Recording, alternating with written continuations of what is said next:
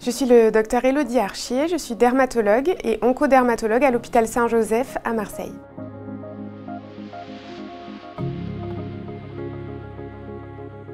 Alors, les traitements oncologiques vont être responsables de plusieurs types d'effets secondaires cutanés.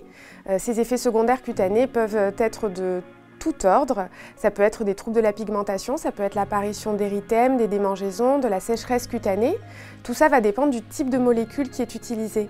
Et depuis une dizaine d'années, on assiste à une véritable révolution thérapeutique dans le domaine de l'oncologie, avec l'avènement de nouveaux médicaments qui sont de plus en plus efficaces.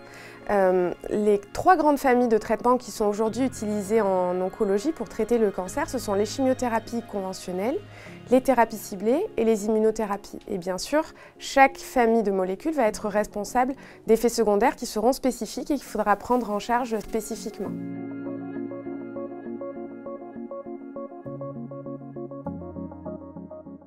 Les effets secondaires cutanés des molécules qu'on utilise en oncologie vont dépendre de la famille de molécules.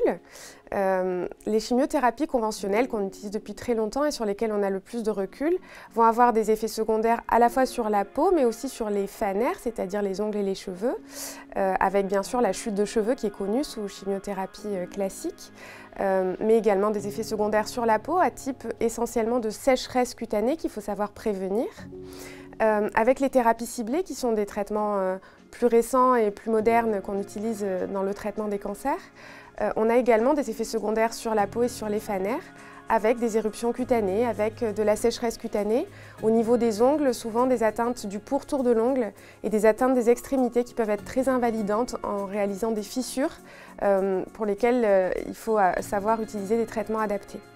Et enfin, les immunothérapies, qui sont les traitements de dernière génération qu'on utilise en oncologie, peuvent entraîner également des éruptions cutanées avec des érythèmes, de la rougeur, de la sécheresse, qui apparaissent souvent dans les premiers mois d'administration du traitement et qui peuvent être difficilement tolérés par les patients.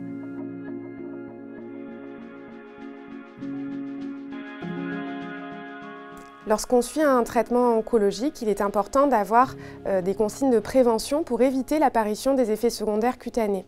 Le principal conseil qu'on donne aux patients qui vont être traités ou qui sont traités par un traitement par chimiothérapie, par thérapie ciblée ou par immunothérapie, ça va être l'hydratation cutanée. Ça reste le principal effet secondaire qui n'est pas spécifique, qui vraiment concerne tous les traitements oncologiques utilisés et qu'il va falloir prévenir avec une hydratation cutanée quotidienne, avec l'utilisation aussi de peinture gras pour la toilette, avoir les bonnes routines quotidiennes d'hygiène corporelle, c'est très important pour la prévention de ces effets secondaires cutanés.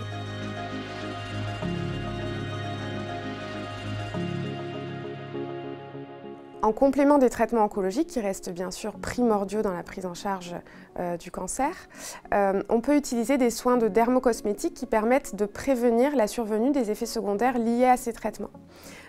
Une des premières choses à faire, c'est d'appliquer une crème hydratante. La crème hydratante, ça reste l'idéal pour éviter la sécheresse cutanée induite par les molécules de chimiothérapie, par les thérapies ciblées également, mais aussi par les immunothérapies.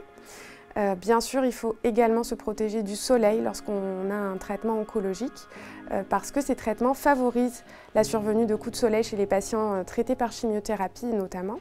Et donc il est indispensable de bien leur dire de protéger leur peau des agressions extérieures et du soleil en particulier.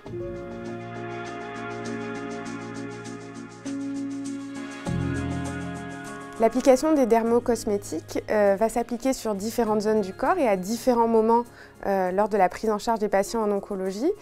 Il est important de rappeler que la prévention de la sécheresse cutanée, par exemple, lors de l'administration des chimiothérapies, est indispensable et commence avant l'administration du traitement spécifique.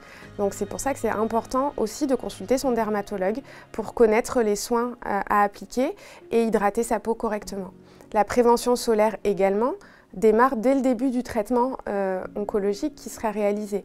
Donc c'est important d'expliquer aux patients de protéger sa peau avant le traitement, pendant le traitement et aussi parfois après le traitement parce que beaucoup de traitements oncologiques ont des durées d'action prolongées dans le temps et même lorsqu'on les arrête, on peut continuer à avoir des effets secondaires à distance.